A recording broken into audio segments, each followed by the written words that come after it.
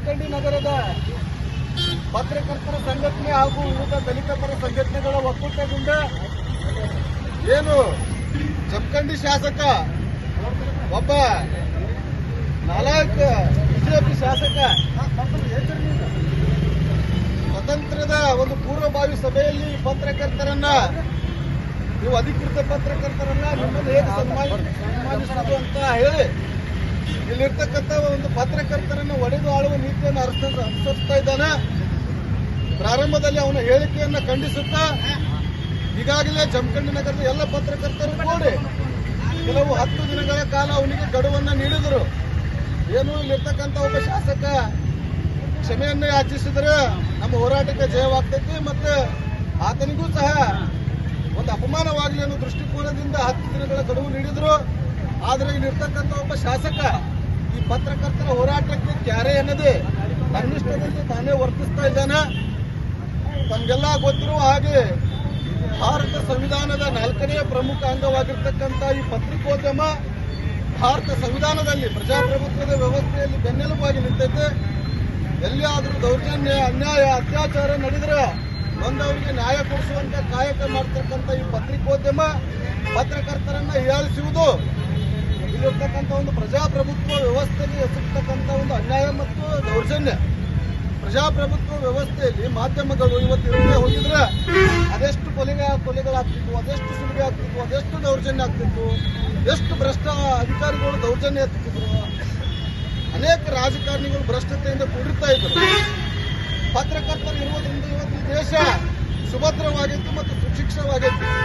ಯಾಕಂದ್ರೆ ಎಲ್ಲೋ ಭ್ರಷ್ಟತೆ ನಡೆದ್ರೆ ಬಯಲುಗಳವರು ಪತ್ರಕರ್ತರು, ಎಲ್ಲೋ ಅನ್ಯಾಯ ಆದಾಗ ಫಸ್ಟ್ ಗೊತ್ತಾಗುವುದು ಅವರಿಗೆ ಪತ್ರಕರ್ತರಿಗೆ ಬಂದ ನಂತರ ನಮ್ಮಂತ ಸಂಘಟನೆಗಳಿಗೂ ಸಾರ್ವಜನಿಕರಿಗೂ ಮತ್ತು ಇನ್ನಿತರ ಎಲ್ಲ ಒಂದು ಸಾರ್ವಜನಿಕರಿಗೆ ಗೊತ್ತಾಗ್ತೈತಿ. ಹೀಗಿರುವಾಗ ಸಭೆಯಲ್ಲಿ ಒಂದು ಸಭೆ ನಡೆದಿರ್ತಕ್ಕಂಥ ಸಂದರ್ಭದಲ್ಲಿ ಅವರನ್ನು ಅಪಮಾನ ಮಾಡ್ತಾನೆ ಒಬ್ಬ ಶಾಸಕ. ಇದಕ್ಕಿಂತ ದುರಂತ ಇನ್ನೊಂದಿಲ್ಲ. ಮತ್ತೆ ಇನ್ನೊಂದು ಹೇಳ್ಬೇಕಂದ್ರೆ ಇಲ್ಲಿರ್ತಕ್ಕಂಥ ಪತ್ರಕರ್ತರು ಏನು ಅವ್ನಿಗೆ ಧಿಕ್ಕಾರ ಹಾಕಿದಿರಲ್ಲ, ಅವನಿಗೆ ರಾಜಕೀಯ ಮಾನ ಮರ್ಯಾದೆ ಅನ್ನೋದೇ ಇಲ್ಲ. ಯಾಕಂದ್ರೆ ಪತ್ರಕರ್ತರು ಶಾಸಕರಿಗೆ ಜನಪ್ರತಿನಿಧಿಗೆ ಧಿಕ್ಕಾರ ಹಾಕುವಂತ ವ್ಯವಸ್ಥೆ ನನ್ನ ಪ್ರಕಾರ ಬಾಗಲಕೋಟೆಯಲ್ಲಿ ಅದು ಜಮಖಂಡಿ ಶಾಸಕನಿಗೆ ಆಗೈತೆ, ಮತ್ತರಿಗೂ ಆಗಿಲ್ಲ ಅನಿಸ್ತದೆ. ಯಾಕಂದ್ರೆ ಪತ್ರಕರ್ತರು ನೇರವಾಗಿ ಯಾರಿಗೂ ಧಿಕ್ಕಾರ ಹಾಕೋದಿಲ್ಲ, ಪ್ರಶ್ನೆ ಕೇಳ್ಬೋದು, ಅವ್ರ ಅಭಿಪ್ರಾಯ ಕೇಳ್ಬೋದು, ಅಷ್ಟೇ ಇಲ್ಲ. ಧಿಕ್ಕಾರ ಹಾಕ್ತಕ್ಕಂಥ ಒಬ್ಬ ಶಾಸಕ ಅದಾನ ನಮ್ಮ ಜಮಖಂಡಿ ಒಳಗೆ. ನಮ್ಮ ಜಮಖಂಡಿ ದುರ್ಭಾಗ್ಯ ಅನಾಗರಿಕ ಶಾಸಕ. ಈ ಹಿಂದೆ ನಮ್ಮ ದಲಿತರ ಮೀಸಲಾತಿ ಹೋಗಲಿ ಅಂತಲೂ ಅದೇ ಪುಣ್ಯಾತ್ಮ ಹೇಳಿದ್ದ. ಮೀಸಲಾತಿ ವ್ಯವಸ್ಥೆನೇ ಗೊತ್ತಿಲ್ಲ, ಸಂವಿಧಾನ ಗೊತ್ತಿಲ್ಲ ಅವನಿಗೆ. ಸುಮ್ಮನೆ ಬಹಳ ಆಕಸ್ಮಿಕವಾಗಿ ದಾನ ಮಾಡ್ಯಾನಂತ ಧರ್ಮ ಮಾಡ್ಯಾನಂತ ಇರ್ತಕ್ಕಂಥ ಜನ ಅವನಿಗೆ ಏನು ಮಾರು ಹೋಗಿ ಓಟ್ ಹಾಕ್ತಿದ್ದಾರೆ. ಈ ಕೂಡಲೇ ಜಮಖಂಡಿ ಶಾಸಕ ಕ್ಷಮೆ ಕೇಳಬೇಕು. ಕ್ಷಮೆ ಕೇಳದಿದ್ರೆ ಹೋರಾಟ ಮಾತ್ರ ನಿರಂತರವಾಗೈತಿ.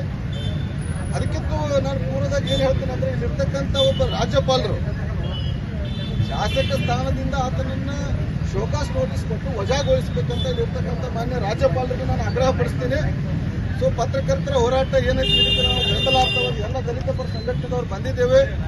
ಪತ್ರಕರ್ತರಿಗೆ ಯಾವತ್ತಿಗೂ ನಾವು ಬೆಂಬಲವಾಗಿರ್ತೀವಿ. ಶಾಸಕ ಕ್ಷಮೆ ಕೇಳೋವರೆಗೂ ನಾವು ಬಿಡೋದಿಲ್ಲ. ಕ್ಷಮೆ ಕೇಳದೆ ಹೋದ್ರೆ ಜಮಖಂಡಿ ಶಾಸಕ ಎಲ್ಲಿ ತಿರುಗಾಡ್ತಾನಲ್ಲ ಅಲ್ಲಿ ಕಪ್ಪು ಬಟ್ಟೆ ಪ್ರದರ್ಶನವನ್ನು ಮಾಡ್ತೇವೆ. ನಿನ್ನ ಮನೆ ಮುತ್ತಿಗೆ ಹಾಕುವಂತ ಕೆಲಸನೂ ನಾವು ಮಾಡ್ತೀವಿ. ನೀವು ಶೀಘ್ರವಾಗಿ ಎಚ್ಚೆತ್ತುಕೊಂಡು ಬಹಿರಂಗವಾಗಿ ಕ್ಷಮೆ ಕೇಳಿದ್ರೆ ಮಾತ್ರ ಈ ಹೋರಾಟ ನಿಲ್ತಕ್ಕಂಥ ಇಲ್ಲಿರ್ತಕ್ಕಂಥ ಒಬ್ಬ ಶಾಸಕರಿಗೆ ಎಚ್ಚರಿಕೆ ಸಂದೇಶವನ್ನು ನೀಡಿ ಈ ಪತ್ರಕರ್ತರ ಹೋರಾಟಕ್ಕೆ ನಾವು ಧ್ವನಿಯಾಗಿ ಬಂದಿದ್ದೀವಿ, ಬೆಂಬಲವಾಗಿ ಬಂದಿದ್ದೀವಿ. ಅವರ ಪರವಾಗಿ ನಾವು ನಿರಂತರವಾಗಿ ಇಲ್ಲಿರ್ತಕ್ಕಂಥ ದಲಿತ ಸಂಘಟನೆದವರು ಇರ್ತೀವಿ ಅಂತ ಹೇಳ್ತಾ ನನ್ನ ಮಾತನ್ನು ಮುಗಿಸ್ತಾ ಇದ್ದೀನಿ. ಜೈ ಭೀಮ್, ಜೈ ಪ್ರಬುದ್ಧ ಭಾರತ.